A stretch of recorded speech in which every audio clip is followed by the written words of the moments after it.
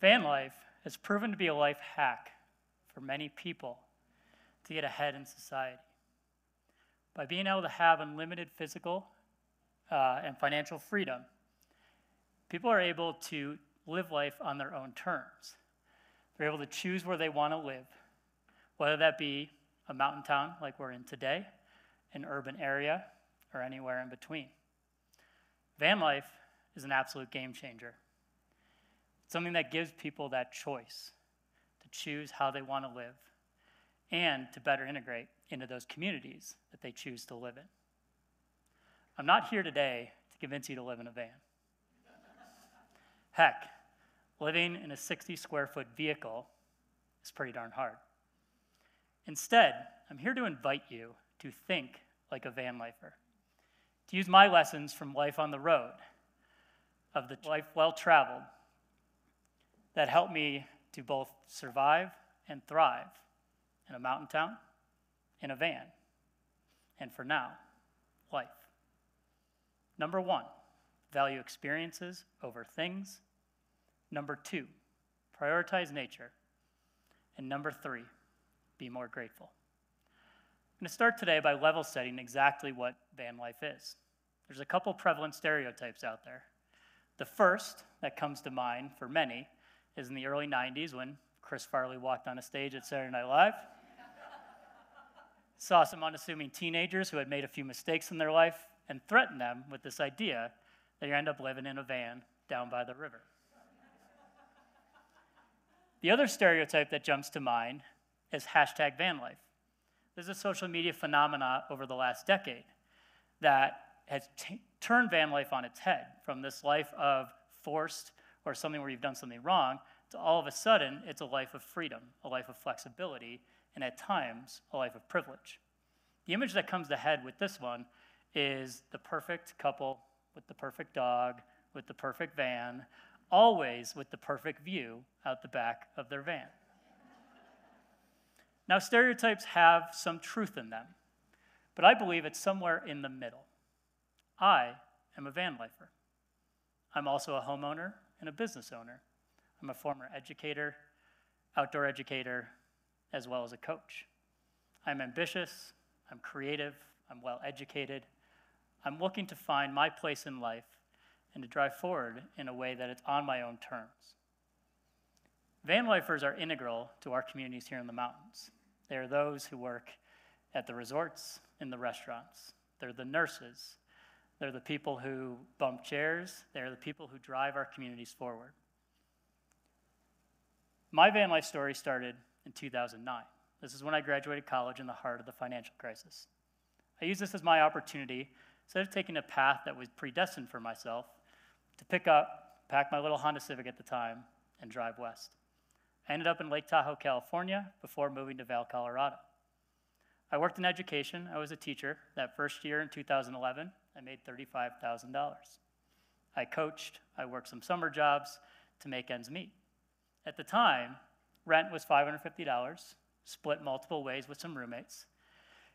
I had health insurance. I had a free lunch at school. I had my ski pass paid for. It worked. Honestly, I thought I was living the dream. I had moved to the mountains for a life of simplicity, where I could be outside, I could enjoy nature, I could be in a place where people chose to be there just as I had. Fast forward 10 years. That dream has been replaced by a life of excess. We see the mansions up on the hill, the perfectly manicured lawns, garages full of gear, perfect cars in the driveway. That is starting to push people like me out of our mountain towns, those who chose to be there in the first place. The median rent in Summit County, where we are today, as well as Eagle County, where I call home, is now $1,600 per person. That is a 48% increase just since 2017 alone. In that same amount of time, average wage in both of our communities has gone up 6%. There is not a single home on the market in Eagle County today under $500,000. Quite simply, the numbers don't add up. We can no longer live in the town that we chose to live in. This is when I had my light bulb moment. I found van life. I originally found the vehicle as a way to just find something that fit my lifestyle. It allowed me to travel comfortably and safely. I could have my skis under the bed, my mountain bike, the things that I enjoyed doing outside, and little else. I had my safe place, my place to live, my place to sleep, but otherwise, I spent my life outside. I learned very quickly that van life went well beyond just the vehicle. It was a mindset. It was a way of thinking. Think like a van lifer. Number one, value experiences over things. When I first moved into the van, I was living comfortably in an apartment. I also had a garage with some stuff in it, as we all do here living in the mountains. I went through the exercise of consolidating all of that into 60 square feet. If you haven't done it, I highly recommend it. With everything that didn't fit in the van, I put into a storage unit. And I'd like to say I'm pretty normal. I had a rack over here of clothes, and thanks, Mom, I had quite a bit of clothes over there. Over on the other side, I had my gear, I had my kitchenware, my home goods. It was my own little mini department store that I thought I'd go to regularly. In the first 9 months of living full-time in the vehicle, I went there exactly one time. I realized very quickly that the things that I had accumulated to live my life to the fullest actually weren't that necessary. Those 9 months, I spent my time outside. I rode my bike more than I ever had before. I spent time with my community, with my friends, with my family.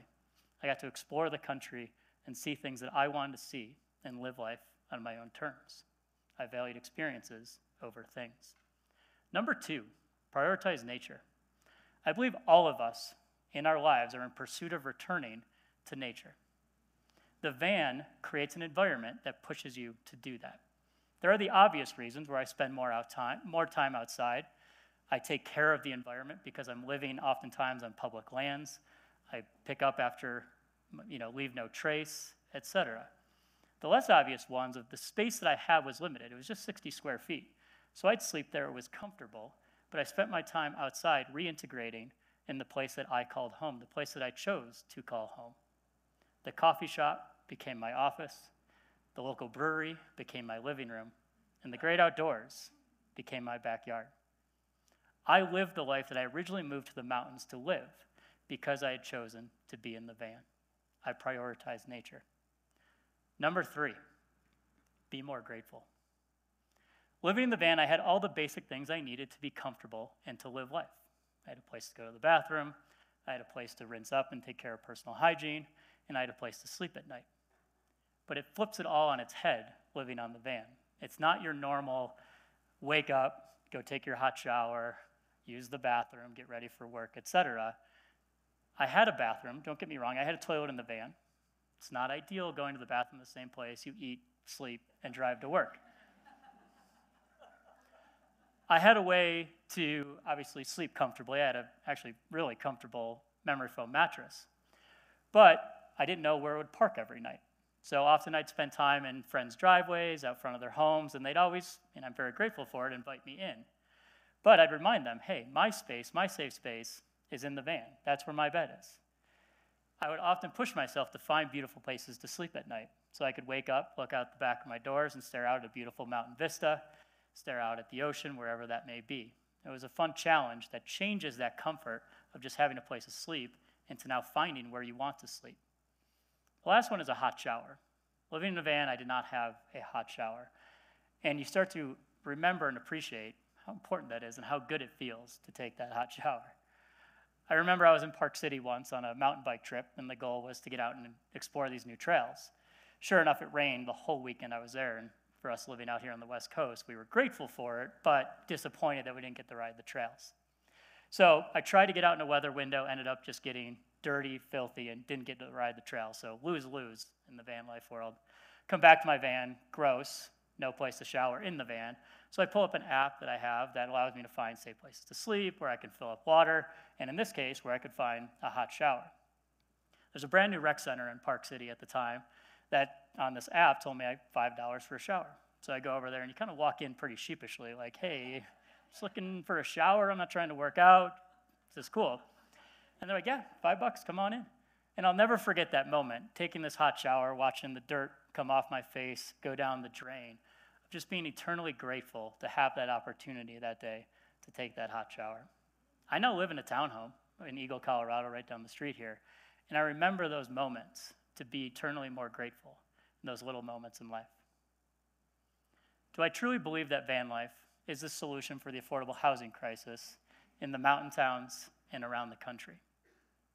No, but I've seen it proven to be that solution for a lot of people, and I believe it could be for even more. It's a small part of a larger solution.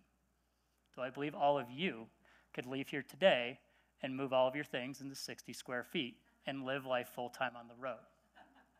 I didn't think I could do it myself, but the mindset that I took away from it, the life lessons I learned, I'm eternally grateful for, and I think all of you could learn something from it as well.